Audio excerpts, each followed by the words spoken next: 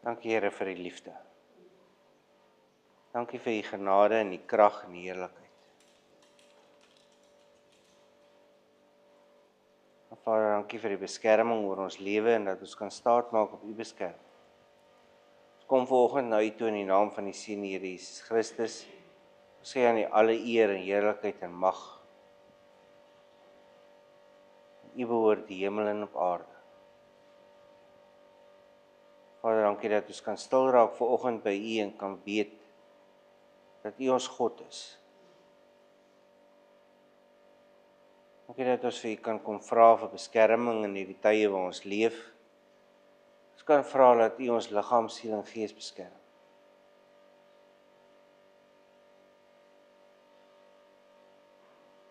Nou Vader, dankie dat U ons voorhoofde sterk maak vir dit wat teen ons kom. Dat U ons tonge seën vir dit wat ons moet sê. En dat U ons hande oefen vir oorlog. Dankie dat ons vir U kan vra, soos in die hemel, so ook in Wellington. Soos in die hemel, so ook in die Weskaap. Soos in die hemel, so ook in Suid-Afrika. Vra dat U sal inkom met die dienende en vegtende engele, dat U sal kom verandering bring, Vader. Ons kom gee ons land so vir U in U hande. Ons vra dat U dit so sal kom verander, soos dit U behaag. Dat U ons omstandighede, ons planne, ons denke sal kom verander, om in te pas by U. Here, dankie dat ek hierdie vanoggend vir U kan kom gee, hierdie samekoms vir U kan kom gee. Dankie dat ek elkeen van ons se geliefdes vir U kan kom gee vanoggend. Dat ons hulle so in U hande kan plaas. Dat ons kan bid vir verandering. Dat ons kan bid vir nuwe lewe. Dat ons kan bid vir verandering van denke, vir oë wat moet oopgemaak word en vir ore wat moet hoor. Vanoggend kon ons dit also vir U kom gee in vertroue. En weet dat U die een is wat dinge laat gebeur. Vader, ons vra dat U sal werk, dat die wêreld verstom sal staan oor wat U doen. Dat die wêreld verstom sal staan oor die veranderinge wat U inbring. Ons vertrou op U daarvoor. Ons vertrou op U vir nuwe lewe, Vader.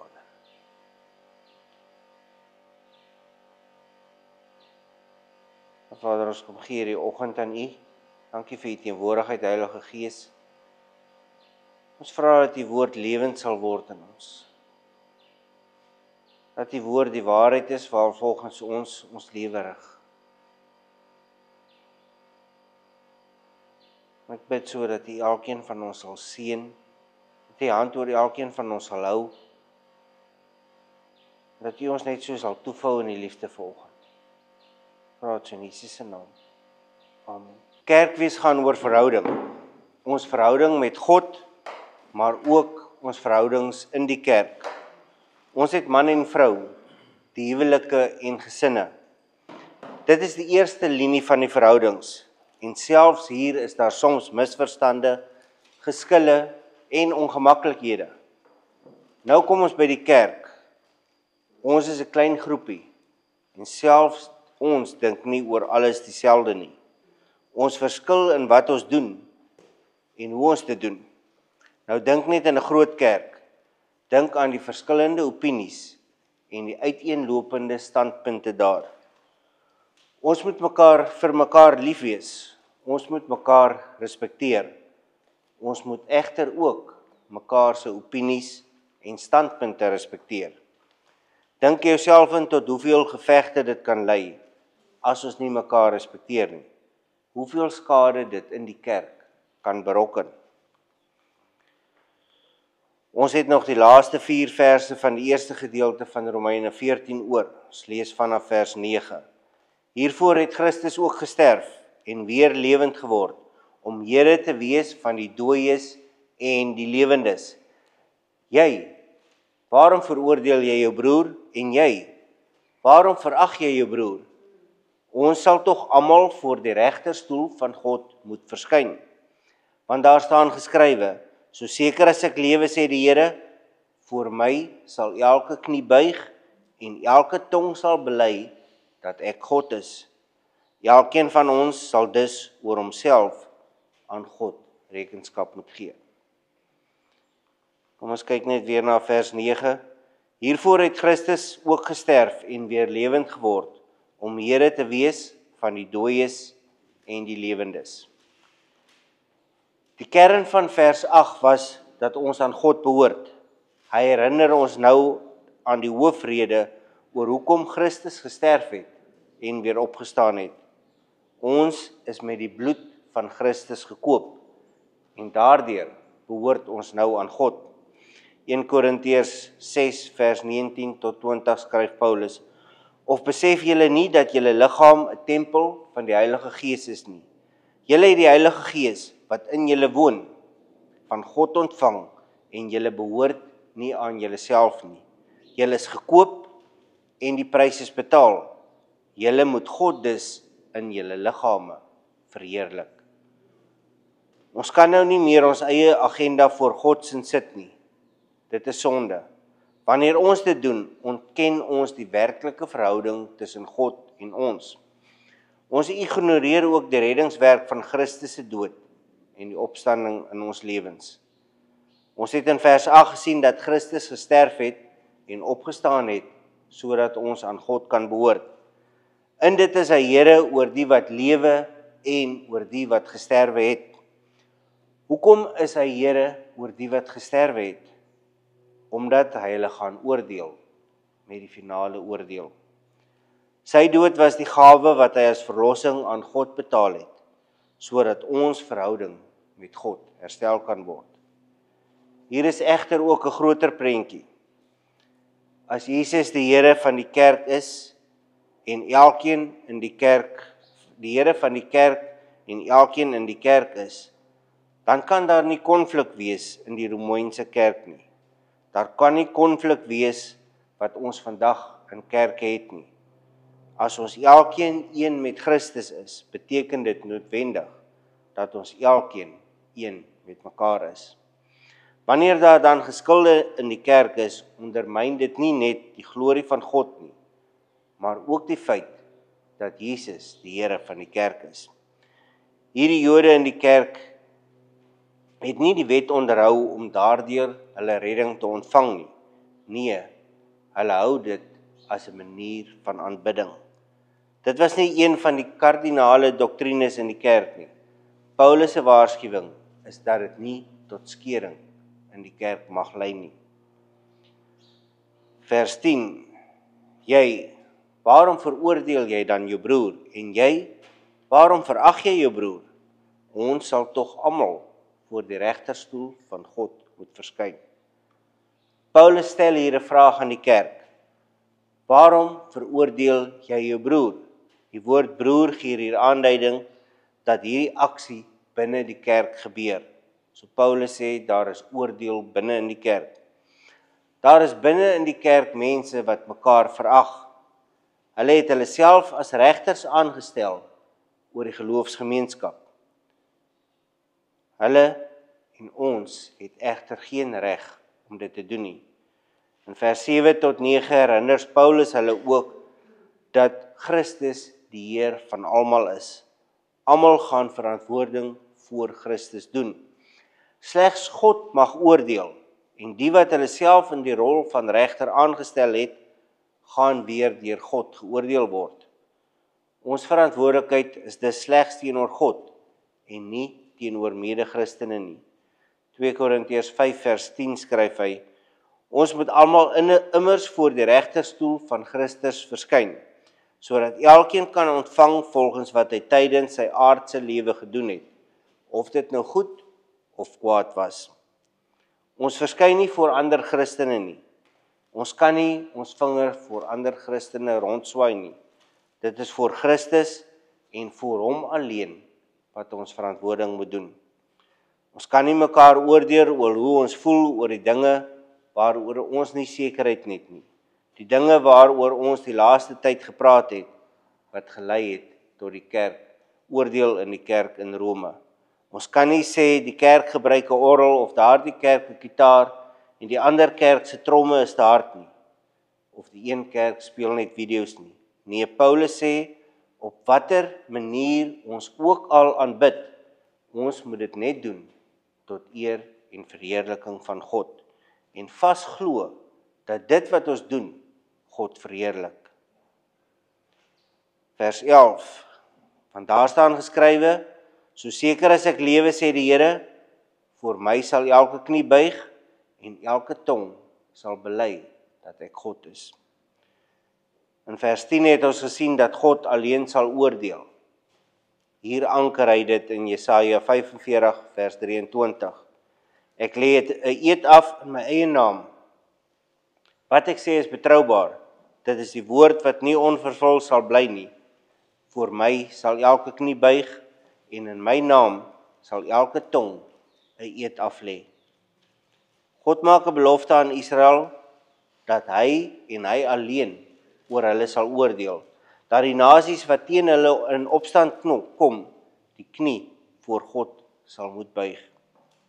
Die wat oordeel uitspreek sal voor God die knie moet buig. Hulle sonde moet bely, of hulle sal voor God se regterstoel moet verskyn in die toekoms. Beide groepe in die kerk is skuldig aan oordeel uitspreek oor die ander groep. Beide groepe moet voor God hierdie sonde bely. Wat van ons vandag? Is ons sonder oordeel? Oordeel ons nog soms die in ons kerk of in ander kerke? Wat staan ons te doen? Ons moet die knie voor God buig en ons sondes bely. Vers 12. Elkeen van ons sal dus oor homself aan God rekenskap moet gee. Elkeen van ons gaan oor onsself rekenskap moet gee voor God. Elkeen van ons gaan voor die regterstoel van God moet verskyn en verantwoording moet doen vir ons eie lewens. Gelowiges en ongelowiges gaan voor die regterstoel moet verskyn en verantwoording moet doen vir hulle lewens. Die Romeine het dit lex talionis genoem, die wet van vergelding. Ons gaan perfekte oordeel van God ontvang vir wat ons met ons lewens gedoen het. Die perfekte straf vir ons sonde en die perfekte beloning vir 'n regverdige lewe. As ons mekaar oordeel, leef ons soos mense van die wêreld en ons sal deur God geoordeel word. Dit bring ons dan aan die einde van die eerste gedeelte van Romeine 14. In hierdie gedeelte het Paulus die binnengevegte in die kerk aangespreek. Die gevegte was daar oor die wet en die onderhouding van die wet. Die nie-Jode besef hierdie voedselwette is nietig verklaar en die Jode het steeds vasgehou daaraan. Hierdie twee groepe stry hier daaroor en spreek oordeel uit oor mekaar. En hierdie gebeur als binne in die kerk. Vandag het ons ook binnengevegte in die kerke en tussen kerke. Kan ons werklik sê 'n ander groep is verkeerd? Kan ons werklik sê alles wat ons doen is reg? Gaan ons by 'n antwoord oor al hierdie kwelvrae uitkom? Paulus se oplossing is dat ons onder geen omstandighede mekaar oordeel nie. Dat solank ons vasglo dat dit wat ons doen God verheerlik en ons dit vir hom doen, moet ons daarby bly volstaan. In dit kan ons nie 'n ander groep oordeel nie. Die oordeel oor ander uitspreek, behaag ons nie meer God nie. Ons verheerlik nie God nie. God verwag eenheid in die kerk, tussen kerke en in die koninkryk. Hoe ver skiet ons nie tekort vandag nie? Iemand iets sê oor die gedeelte?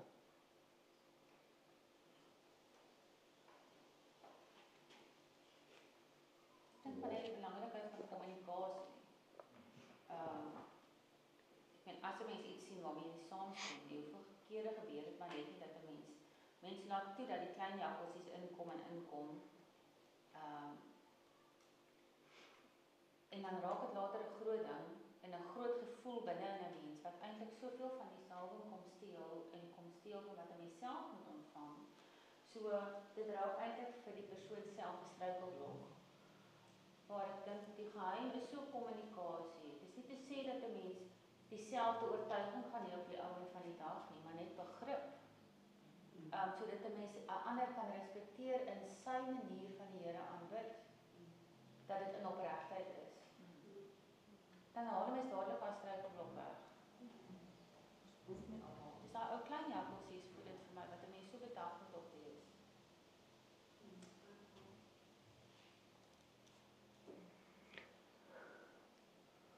Dit bring ons aan by die tweede gedeelte van die hoofstuk.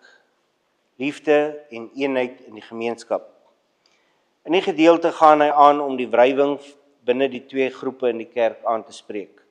Sy fokus hier is egter op die nie-Jode, die met die sterk geloof.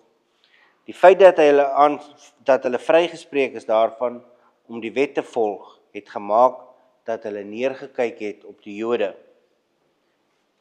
Hulle het dit ook as 'n wapen teen die ander groep gebruik. Nou dit saam met die feit dat hulle dit sonder liefde gedoen het hierdie waarheid van vry wees van die wet in 'n wapen verander, wat gedreig het om die ander te laat wegdraai van die geloof in Christus. Vermaning se doel is om ander op te bou in geloof, nie om geloof af te breek nie. Die kerk in Rome het dit nie reg gekry nie. Hulle het geloof afgebreek. In die volgende gedeelte vorm vers 13 tot 18 weer 'n eenheid. Paulus berisp die Romeine vir die oordeel in hulle geleedere.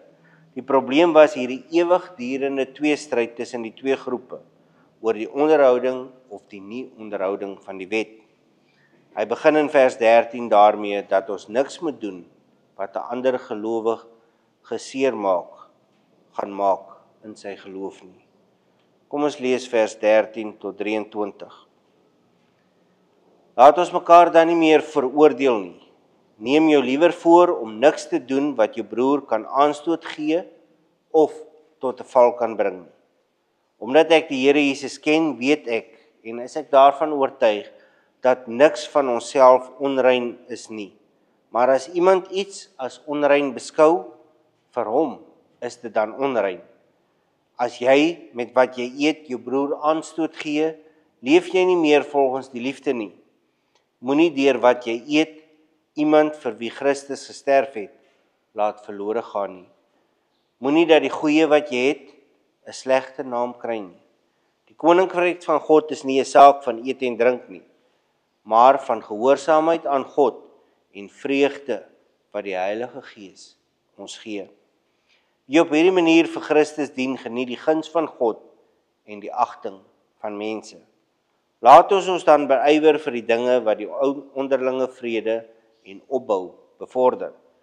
Moenie oor kos afbreek doen aan die werk van God nie. Alle kos is rein, maar dit is verkeerd om deur dit wat jy eet aanstoot te gee. Dit is goed as 'n mens nie vleis eet of wyn drink of enigiets doen wat jou broer laat struikel nie. Laat jou oortuiging hieroor 'n saak tussen jou en God wees. Gelukkig is die man wat hom nie hoef te verwyd oor wat hy hom veroorloof nie. As iemand egter twyfel en tog eet, is hy klaar veroordeel, omdat hy dit nie uit geloofsoortuiging doen nie.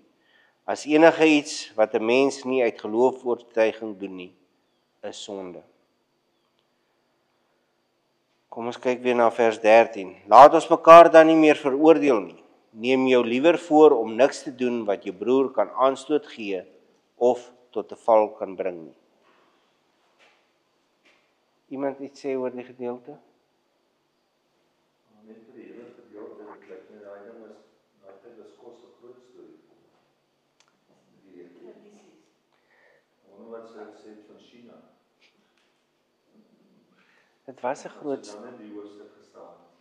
'n groot storie, want ek dink hulle byeenkomste was ook, hulle het saam geëet.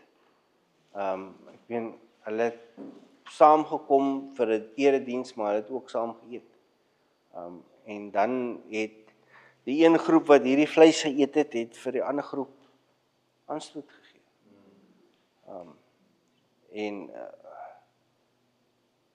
Nou sit hulle en luister na die een wat die boodskap bring, en almal kry die kos se reuk en waar is hulle gedagtes, want hulle ruik hierdie vleis en hulle dink hierdie ander span gaan nou hierdie vleis eet, terwyl die vleis nie eintlik moet geëet word nie. Ja, en hulle hoor die ander sê die varkshop is dan nou lekker. So jy kan jouself indink, dit lei tot konflik. Hy begin deur beide groepe aan te spreek. Daar mag geen oordeel tussen hulle wees nie. Die sterk gelowiges moet deur dialoog oor die kwelpunt die kerk gelei het. Hulle het dit nie gedoen nie en die situasie het eerder vererger deurdat hulle neergekyk het op die wat swakker is in geloof. In Grieks speel Paulus 'n bietjie hier met sy woorde. Hy skryf aan die sterk gelowiges dat hulle nie oordeel oor die ander moet vel nie, maar dat hulle eerder die besluit moet maak om nie 'n struikelblok voor hierdie swak gelowiges te plaas nie. Die werkwoord wat hy gebruik kan beteken om te oordeel, soos ons hier het, of om te besluit. Hy moedig hulle dan aan om 'n besluit te neem, om die wat swak in geloof is, nie te veroordeel of seer te maak nie, maar om hulle eerder op te bou. In steede van negatiewe oordeel, moes hulle liewer positiewe onderskeidings maak. In Grieks gebruik hy dan twee terme wat na verwant is. 'n Struikelblok, proskouma, is 'n struikelblok in 'n persoon se lewe wat daartoe lei en veroorsaak dat hulle geestelik struikel. Hy gebruik dan die woord skandalon, valstrik. Dit dui op 'n stryk wat iets vang. Beide hierdie verwys op 'n aantal gebeure in 'n gelowige se lewe wat maak dat hy sy geloof verloor en afvallig word. Hy beskryf hierdie proses wat gemaak het dat baie Christene gestruikel het in geloof en gemaak het dat hulle nie meer glo nie. Wat het dan daar gebeur? Wat is dit wat hy beskryf? Daar was hierdie ding oor vleis en die wet. Die Jode eet nie vleis nie. Hulle vertrou nie die vleis wat hulle wel in die hande kon kry, dat hierdie vleis ten volle kosher is nie. Hierdie Jode in die kerk is egter onder geweldige druk van die ander groep om vleis te eet. Nou eet hulle van die vleis, nie omdat hulle glo dis die regte ding om te doen nie, of omdat hulle oortuig is nie, maar omdat hulle onder druk is. En natuurlik is dit mos lekker om vleis te eet en hulle ruik die vleis. Nadat hulle geëet het, tree daar egter 'n skuldgevoel in. Hulle begin twyfel in hulle geloof en hulle verloor hulle geloof in hierdie proses. Solank as wat ander se geloofsoortuigings nie die fondasie, die kern van ons geloof en evangelie aanraak nie, moet ons dit waarin hulle glo respekteer. Vers 14. Omdat ek die Here Jesus ken, weet ek en is ek daarvan oortuig dat niks van self onrein is nie. Maar as iemand iets as onrein beskou, vir hom is dit dan onrein. Wanneer is voedsel onrein? Wanneer iemand glo, dit is onrein, dan is dit onrein. In die Ou Testament het ons hierdie wette wat sekere voedsel as onrein verklaar. Ons moet onthou om die onderskeid te hou tussen die 10 gebooie en die wette. Jesus kom en hy onderhou die 10 gebooie, maar die wette word afgestel. Matteus 5 vers 17 tot 20. Moenie dink dat ek gekom het om die wette of die profete ongeldig te maak nie. Ek het nie gekom om hulle ongeldig te maak nie, maar om hulle volle betekenis te laat kry. Dit verseker ek julle, die hemel en die aarde sal eerder vergaan as wat dat een letter of letterstreepie van die wet sal wegval, voordat alles volëindig is. Wie dan ook een van die geringste van hierdie gebooie ongeldig maak, en die mense so leer, sal die minste geag word in die koninkryk van die hemel. Maar wie die wet gehoorsaam en ander so leer, sal hoog geag word in die koninkryk van die hemel. Ek sê vir julle, as julle getrouheid aan die wet nie meer inhou as die van die skrifgeleerdes en die fariseërs nie, sal julle nooit in die koninkryk van die hemel ingaan nie. In Matteus 17 vers 18 en 19 sê Jesus, hy sê toe vir hulle, dis Markus 7 vers 18 en 19. Hy sê toe vir hulle, So dan verstaan julle ook nie, begryp julle nie, dat niks wat van buite af in die mens ingaan, hom onrein kan maak nie. Omdat dit nie in sy hart ingaan nie, maar in sy maag, en daarna uit sy maag uitgaan. Daarmee het hy alle kos rein verklaar. Paulus stem saam met hierdie sterk gelowiges oor dit wat hulle mag eet. Hy voeg egter 'n baie belangrike gedeelte by, iets wat hulle nie besef het nie. Indien iemand in sy hart oortuig is dat iets onrein is, dan is dit vir hom onrein. Die wat anders glo hieroor, moet die ander se siening respekteer en nie struikelblokke en vangstrikke in hulle pad plaas nie. Ons moet baie versigtig wees om nie met ons vryheid van geloof skade te berokken aan 'n ander se geloof nie. Ja, ons is vry van die wette. Ons is egter nie vry om ander in hulle geloof seer te maak nie. Kom ons los hierdie gedeelte daar vir die week. Paulus skryf in Romeine 13 en 14 oor ons verhoudings binne in die kerk. Ons verhoudings met medegelowiges. Ons moet mekaar lief hê. Ons moet mekaar se uitgangspunte verstaan. Ons moet mekaar tegemoet kom. Ons moet onthou waar ons vandaan kom en wat die fondasie van ons geloof is. Hierdie is reg en waar in die kerk, in die geloofsgemeenskap. Daar is egter ook 'n ander kant hieraan. 'n Kant waarvoor ons versigtig moet wees. Pergamum word gewaarsku hieroor. Ons kan nie die wêreldse dinge in die kerk inbring en toelaat nie. Ons kan nie soos die wêreld begin dink nie. Openbaring 2 vers 12 tot 17.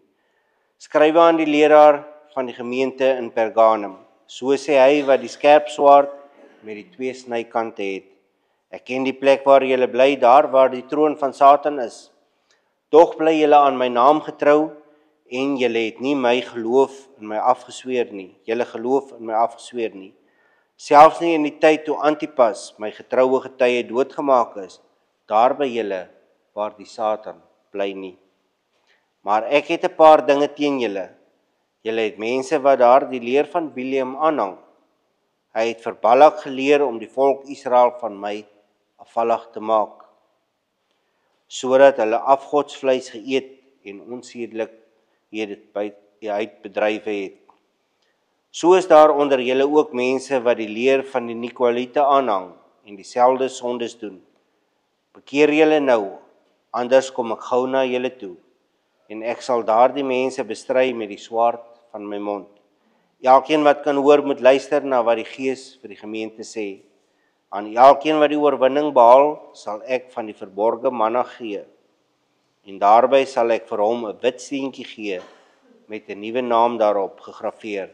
En niemand anders ken nie, net hy wat dit kry. Om effektief te evangeliseer, het ons kontak met die wêreld nodig. Ons het kontak met die nie-gelowiges nodig. Ons kan egter nie hulle gewoontes aanneem nie. In die kerk moet ons egter ruimte laat vir mekaar. Efesiërs 4 vers 3.